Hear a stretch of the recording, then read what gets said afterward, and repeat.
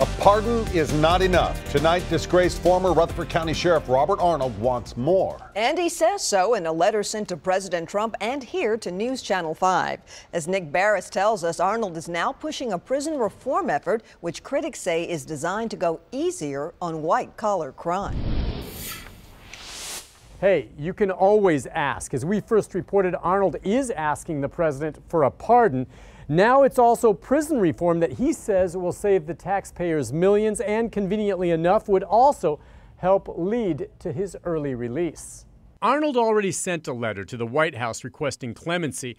I spoke to him by phone from the so-called Club Fed, the federal prison camp in Montgomery, Alabama.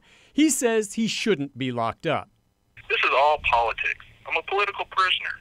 Arnold did plead guilty last year to wire fraud and extortion linked to the illegal sale of electronic cigarettes in the Rutherford County Jail. But he insists he did nothing wrong, that he never meant to break the law, and that his critics were just upset he was reelected in 2014.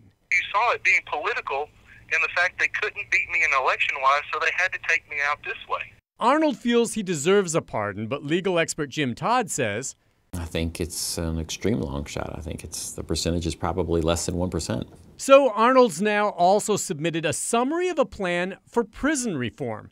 We have a copy of it, and it reads, "We are asking President Trump for an executive order of immediate compassionate release or home confinement for aging, first-time, nonviolent, white-collar federal inmates.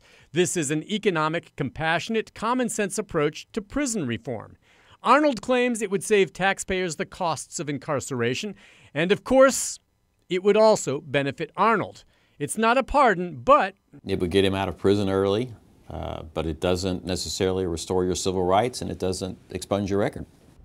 But you get the sense that Arnold would take it. He's about halfway through serving a 4-year sentence right now. He has yet to hear back, we're told, from the White House. Nick Barris, News Channel 5.